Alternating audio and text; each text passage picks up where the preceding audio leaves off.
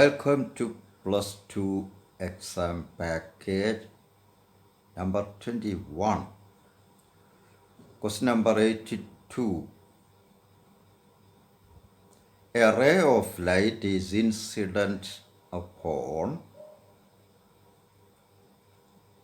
a thin converging lens parallel to its optic axis and a small height h above the axis. What is the deviation produced by the lens?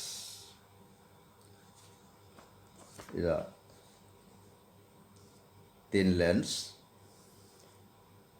ഇതാണ് optic axis അല്ല, principal axis. അതിന് പാരലായിട്ട് ആക്സിസിൽ നിന്നും H ഹൈറ്റിൽ, H ചെറുതാണ്, പരാക്സിയൽ raise ആണെന്നല്ല നമ്മൾ ഉപയോഗിക്കുന്നത്. ഇത് ലെൻസ് ഇല്ലെങ്കിൽ നേരെ അങ്ങ് പോവും. ലെൻസ് ഇതിനെ ഡീവിയേറ്റ് ചെയ്ത് ഫോക്കസിലേക്ക് വിടും. This is the focal length. അപ്പോൾ ഡീവിയേഷൻ എന്ന് പറയുന്നത് ഇവിടെ ഈ ആംഗിളാണ്, തീറ്റ. ഈ ലെൻസ് ഉണ്ടാക്കിയ ഡീവിയേഷൻ ഈ തീറ്റയാണ്. ഇത് തീറ്റയാണ്, ഇതും തീറ്റയാണ്. എങ്കിൽ നമുക്ക് ഇവിടുന്ന് ടാൻ തീറ്റ എടുത്താൽ എച്ച് ബൈ എഫ്. ഈ എച്ച് ചെറുതാണ്, തീറ്റയും ചെറുതാണ്. തീറ്റ ചെറുതാണ്, ടാൻ തീറ്റയ്ക്ക് പകരം തീറ്റ എന്നങ്ങ് എടുക്കാം.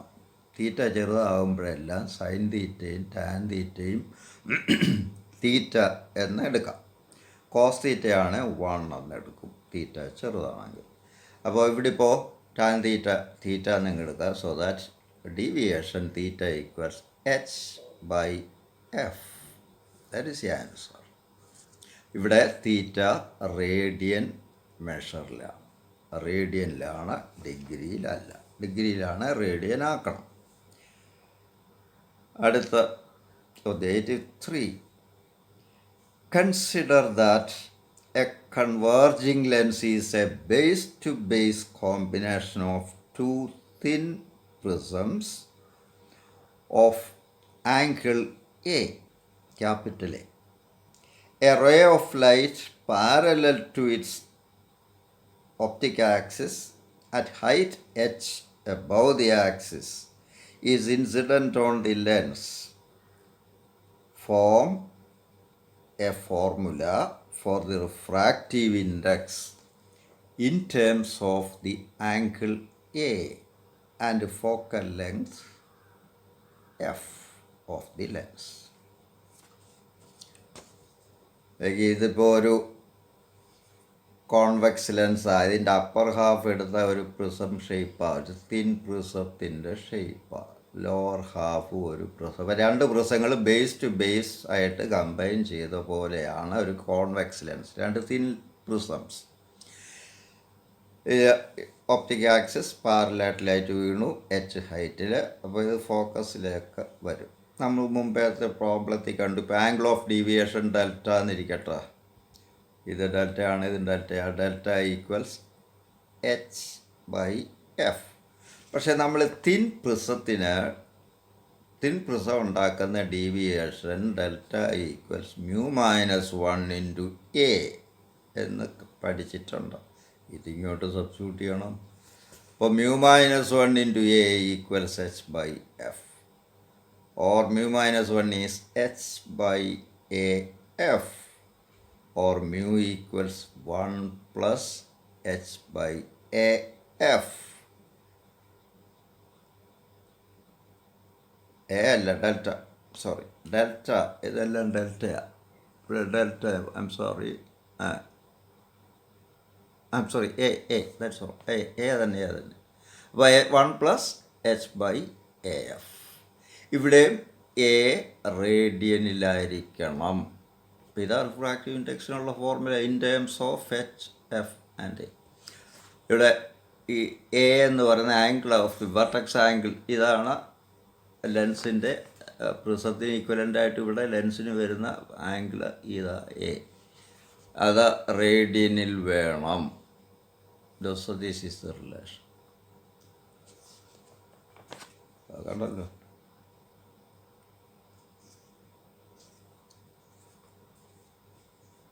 84.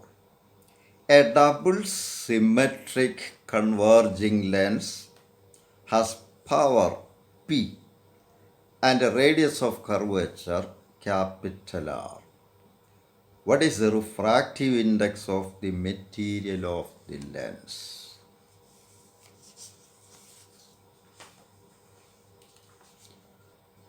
അങ്ങനെ ലെൻസ് മേക്കേഴ്സ് ഫോർമുല അനുസരിച്ച് 1/f equals μ-1 into 1/r1 plus 1/r2. ഇവിടെ R1 ഇത് കോൺവെക്സ് ലെൻസ് കൺവേർജിങ് ലെൻസ് ആകുമ്പോൾ ഇവിടെ പ്ലസ് വരും. കോൺകേവ് ലെൻസാണ് ഈ ബ്രാക്കറ്റിന് വെളിയിലൊരു മൈനസ് വരും. -of 1/r1 പ്ലസ് 1/r2 എന്ന് വരും കോൺകേവ് ലെൻസിന്. അപ്പോൾ ഇവിടെ ഒരു മൈനസ് വെളിയിൽ വരും. അപ്പോൾ എങ്കിലും അതിൻ്റെ ഫോക്കൽ ലെന്ത് മൈനസാകും. അവിടെ R1 നെഗറ്റീവായിട്ട് വരും, R2 നെഗറ്റീവാണ് concave lens. R2 positive, R1 negative. Original ഫോർമുലയിൽ ഇവിടെ മൈനസാണ് വരുന്നത്. അപ്പോൾ -1/r1 -1/r2 എന്ന് വരും കോൺകേവ് ലെൻസിന്. കോൺവെക്സ് ലെൻസിൻ്റെ കേസിൽ R1 പോസിറ്റീവാണ്, R2 നെഗറ്റീവാണ്. അപ്പോൾ ഇത് വരും. ഇനി 1/f എന്ന് പറഞ്ഞാൽ പവറാണ്. സോ പവർ P ഈക്വൽസ് ഇവിടെ ഇപ്പോൾ R1 R2 ഈക്വലാണ്. സിമെട്രിക് ഡബിൾ കോൺവെക്സ് ലെൻസ് എന്ന് പറഞ്ഞാൽ R1 ഈക്വൽസ് R2. അപ്പോൾ അത് R തന്നിട്ടുണ്ട് ചോദ്യത്തിൽ. അപ്പോൾ ഇവിടെ 1/r പ്ലസ് 1/r, ചുരുക്കത്തിൽ 1/fന് പകരം P equals μ-1 into 1/r plus 1/r, that is 2/r. So that μ-1 equals R into P/2, from which mu equals 1 plus Rp/2. That is the answer. ഇനി ഇപ്പോൾ ഒരു കൊറോളറി പോലെ mu 1.5 ആണെന്നിരിക്കട്ടെ. 1.5 എന്ന് പറഞ്ഞാൽ 1 പ്ലസ് 1/2 ആണ്. അപ്പോൾ ഇവിടെ ഈ ഫോർമുല സബ്സ്റ്റിറ്റ്യൂട്ട് ചെയ്യാം. 1 പ്ലസ് 1/2 ഈക്വൽസ് 1 പ്ലസ് Rp/2. 1ഉം 1ഉം ക്യാൻസൽ ചെയ്യുമ്പോയിട്ട് Rp/2, ഈ 2ഉം 2ഉം ക്യാൻസൽ ചെയ്യും. അപ്പോൾ Rp ഈക്വൽസ് 1 എന്ന് വരും. That is R into P is 1/f. R into 1/f is 1, or R equals F. Focal length is equal to radius of curvature എന്ന് വരും. അതിൻ്റെ ഒരു കൊറോളറി. ഓക്കെ,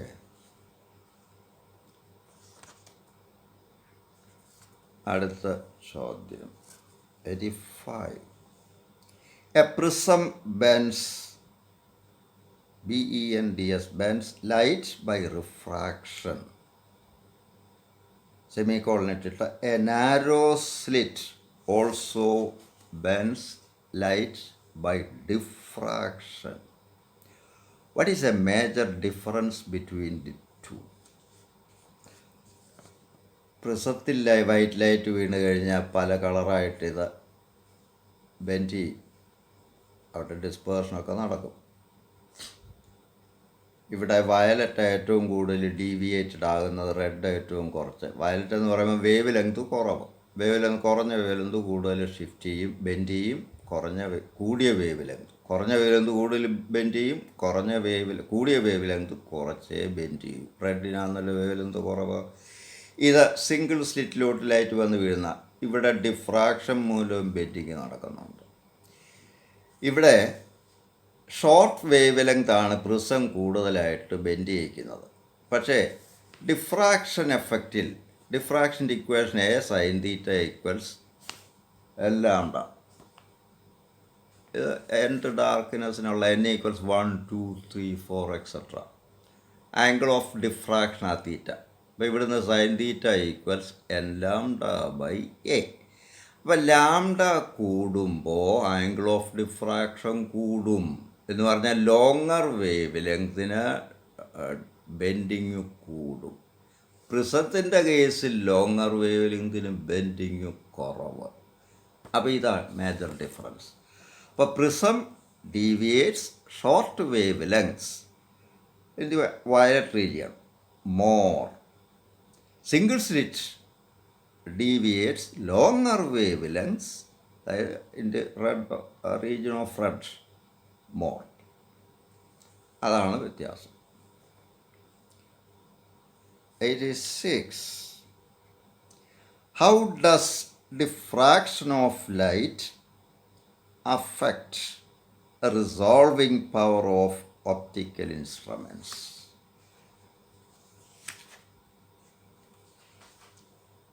റിസോൾവിംഗ് പവർ എന്ന് പറഞ്ഞാൽ വളരെ അടുത്തുള്ള രണ്ട് വസ്തുക്കളെ വേർതിരിച്ച് കാണിക്കാനുള്ള കഴിവാണ് ഒപ്റ്റിക്കൽ ഇൻസ്ട്രുമെൻസ്. ഡിഫ്രാക്ഷൻ എന്ന് പറഞ്ഞാൽ ലൈറ്റ് ബെൻഡ് ചെയ്യുക. അപ്പോൾ ഈ രണ്ട് ഓബ്ജക്റ്റിൽ നിന്ന് വരുന്ന ലൈറ്റും ഈ ലെൻസിൻ്റെ ഓപ്റ്റിക്കൽ ഇൻസ്ട്രുമെൻറ്റിൻ്റെ ലെൻസിൽ കയറിയിട്ട് ഡിഫ്രാക്ഷൻ എഫക്റ്റിന് വിധേയമാകും. അപ്പോൾ രണ്ട് ഡിഫ്രാക്ഷൻ പാറ്റേൺസ് അവിടെ ഉണ്ടാകും. ഇത് രണ്ടും കൂടെ മിക്സ് ചെയ്യും.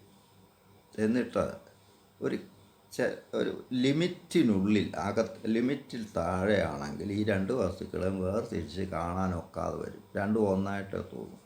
അപ്പോൾ ചുരുക്കത്തിൽ ഡിഫ്രാക്ഷൻ എഫക്റ്റ് റിസോൾവിംഗ് പവറിനെ കുറയ്ക്കും. അപ്പോൾ resolving power is reduced by diffraction phenomenon. ഇതാണ് ആൻസർ. ഇങ്ങനെ എഴുതിയാൽ റിസോൾവിംഗ് പവർ ഈസ് റെഡ്യൂസ്ഡ്.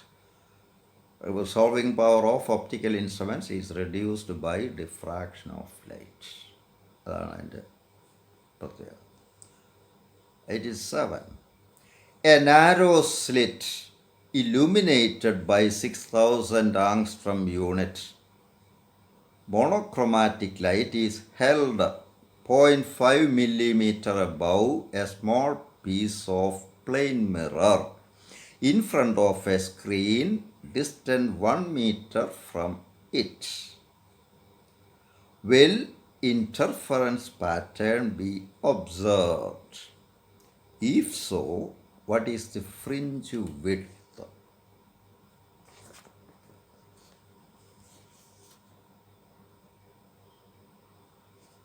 ഇതൊരു പ്ലെയിൻ മിറർ സ്ട്രിപ്പാണ്. 1 മീറ്റർ അകലത്തിൽ വെച്ചിരിക്കുന്ന ഒരു സ്ക്രീൻ. ഈ പ്ലെയിൻ മിറർ സ്ട്രിപ്പിന് 0.5 മില്ലിമീറ്റർ മുകളിൽ സോഴ്സ് സിംഗിൾ സ്ലിറ്റ് വെച്ചിട്ടുണ്ട്. Illuminated slit 6000 angstrom unit wave ലെങ്തുള്ള ലൈറ്റ് കൊണ്ട് ഇലുമിനേറ്റ് ചെയ്തിരിക്കുന്ന ഒരു സ്ലിറ്റ് വെച്ചിരിക്കും. എങ്കിൽ ഇൻ്റർഫറൻസ് നടക്കുമെന്ന് തീർച്ചയായിട്ടും നടക്കും. കാരണം ഈ മിറർ ഈ സോഴ്സിൻ്റെ ഈ സ്ലിറ്റിൻ്റെ ഒരു ഇമേജ് താഴെ ഫോം ചെയ്യും ഇതേ അകലത്തിൽ.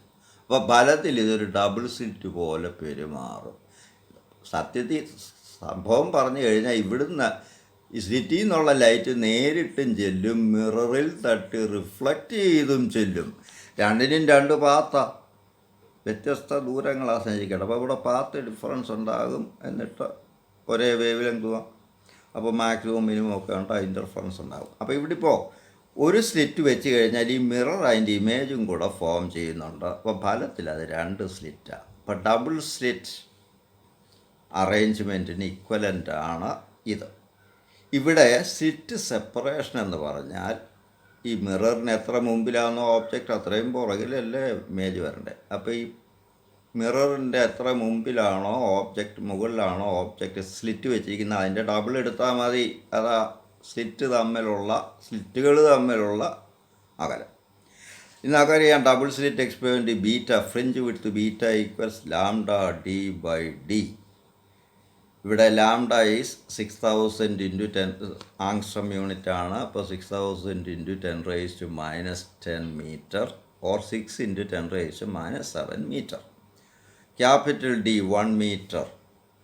സ്മോൾ ഡി എന്ന് പറഞ്ഞാൽ 2 × 0.5 മില്ലിമീറ്ററാണ്. അതിനെ മീറ്റർ ആക്കുമ്പോൾ × 10⁻³ ഫലത്തിൽ അത് 10⁻³ 1 × 10⁻³ എന്ന് പറയും. ഇത് ഇങ്ങോട്ട് സബ്സ്റ്റിറ്റ്യൂട്ട് ചെയ്യുമ്പോൾ ബീറ്റ ഈക്വൽസ് ഡി 6 × 10⁻⁷ × 1 ബൈ